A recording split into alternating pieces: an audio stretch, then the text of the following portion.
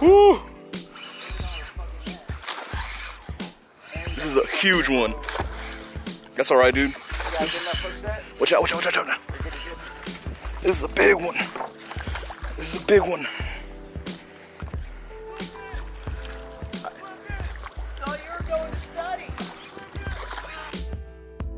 Number 2, how to spread your combos.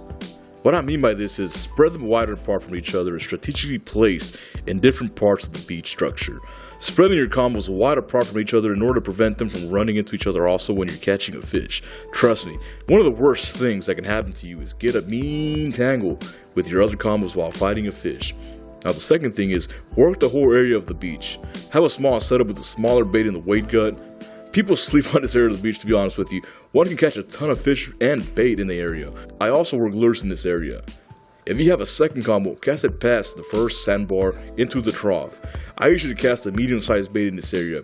And if you have a third combo, this is my big heavy heavers. I usually cast my big setups past the second bar as far as possible, way into the third bar or further.